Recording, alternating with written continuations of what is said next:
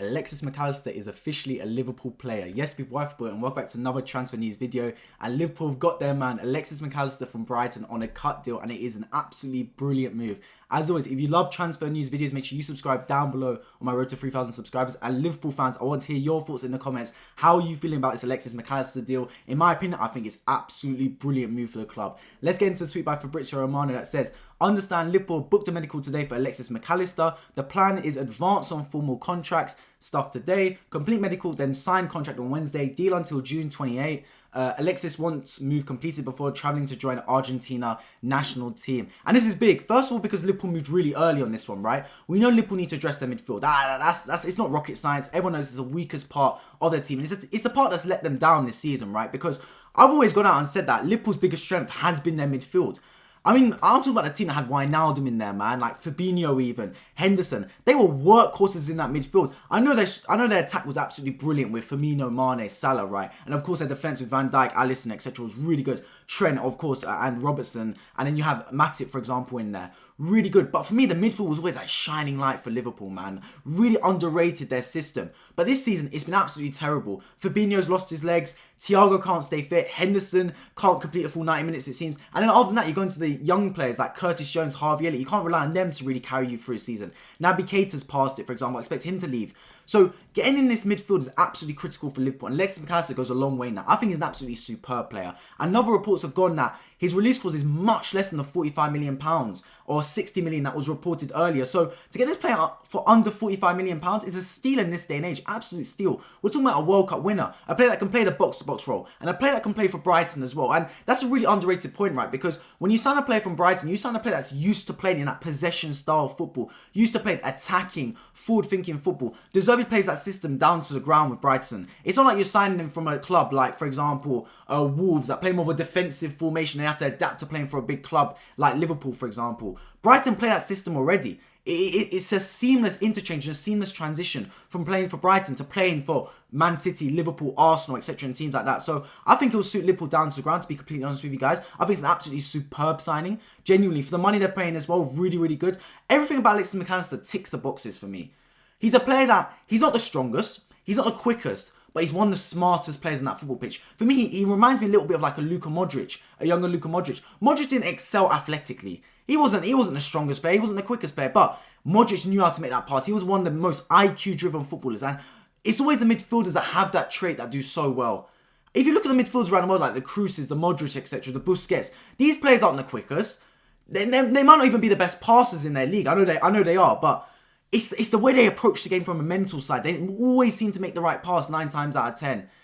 They always put their body in the right place, etc. And Mac Allister's that type of player, man. He's that type of player. I think he's genuinely a stud for Liverpool, an absolute gem that they brought in for under 45 million.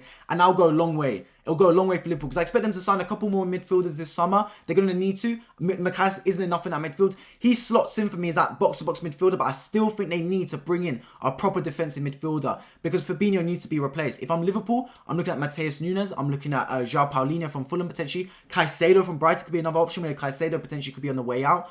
But if you are Liverpool, right, you got to look at those two midfielders and then a backup centre-back maybe. And that's it for the summer for me if I'm Liverpool. Or maybe a backup to Trent. I think Trent definitely needs a backup fullback as well. So you're looking at 5 positions in my eyes, right? You're looking at those 3 midfielders. One's knocked down already with Mac Allister. And for me, less than 45 million is a steal as well. You're looking at a backup centre-back potentially and a backup right-back. And that's, for Liverpool, I think that's good. Genuinely, I think that's good. That's a team that can go back to fighting again. I'm being honest, right? At the start of the season, I predicted Liverpool to have a fall-off. I didn't think they'd fall out of the Champions League spots. Like, I think even the most pessimistic of Liverpool fans would not have expected them to fall off that badly to where they are outside the Champions League spaces.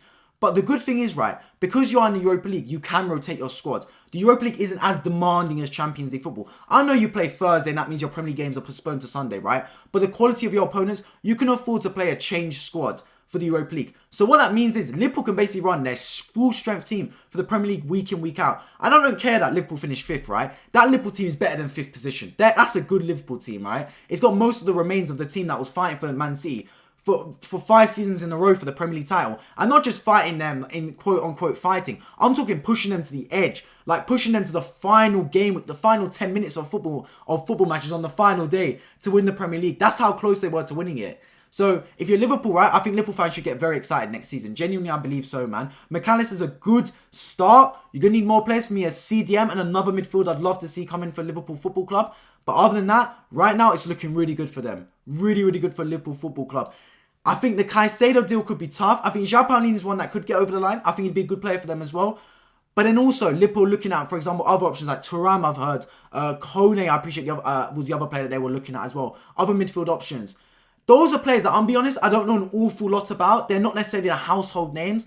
But why not take a risk on one of those players? I think that would be a good move for Liverpool. If you're Liverpool, right, Mac Allister's coming, that's a great player. You need an established centre defensive midfielder for me. Established one. One that everyone knows, you know, player that's been around the block a few times. And then you can take a risk on another midfielder. Like, for example, the Thuram, the Kone, etc. Players like that. That, I think, would be a good midfield trio for Liverpool to potentially look at. Because then you supplement that with Henderson that will continue to get games. Fabinho can get some games every now and then, but don't rely on him for the whole season. Curtis Jones, for example, he did really good towards the back end of the season. So, yeah, I think Liverpool, there's a lot to look forward to at that football club. I'd love to hear Liverpool fans, their thoughts in the comment section. In terms of the right back, I think you should target as well. I think you need a right back to really compete with Trent. I don't think you should get a right back that should replace Trent, because that's not the right thing. I think Trent's one of the best right backs in world football. And since he's been slotting into midfield, it seems he's found that position really good for him. Of course, he'll still get exposed defensively because that's his nature. He's not a defensive fullback. But at least slotting him into midfield, it allows Liverpool to have more control in the football game. And allows Trent to do what he does best, which is use that right peg to whip balls into the box early and play those diagonals and really start to dictate flow from midfield. But you need someone to compete with Trent. Someone to at least keep Trent on his toes and go, look, my midfield position my right back position isn't safe. Because having James Milner there, look, no offense to James Milner, I think he's a really good leader, leader and dressing room, and he's really good locker room presence. And Brighton will do really well with him in there. But he's not a real competition at right back. Let's be honest about it. The man isn't a right back himself. He's played centre mid, left back. He's a utility player, right? Trent Alexander-Arnold knows that he's not going to get benched to James Milner. It's not happening. So bringing a competent right back that can at least keep Trent Alexander-Arnold on his toes and go, hang on a minute, man. I do have to put in a 7 or 8 out of 10 performance, because if I don't, then I can get replaced by this right back. Do you get what I mean? That's why I think Liverpool should sign. Just someone to keep Trent Alexander-Arnold on his toes and keep competition in the squad. Because competition is always a good thing. Trust me, man. When you have competition, that's when you can really start to get players performing at their best. Look at Man City, for example, right? You got Riyad Mahrez. If he has a bad game, Bernardo Silva plays right wing. If Foden has a bad game, Jack Grealish is in left wing and vice versa. Alvarez can replace what's called Haaland or even Kevin De Bruyne at cam. So you're looking at, and competition always is a good thing in football. Trust me when I say that, man. And I think that's what Liverpool should be targeting, especially this summer. So one's over the line, Alexis Mac Allister. The medical's about to happen, but the deal is done. Basically, he's going to Liverpool Football Club. Brilliant signing for me, a 9 out of 10. Then you got to look at a CDM for me, a centre mid, a backup right back, and if you have space for it, a backup centre back as well. That's my thoughts on it. Liverpool fans, let me know your thoughts in the comment section on the Mac Allister deal and other players you want Liverpool to sign. I'd love to hear it. And if you're new around here, make sure you subscribe. My road to 3,000 subscribers for daily football-related transfer news videos. I'll Football. Appreciate you all for tuning in. Hope to see you all in my next one. Take care.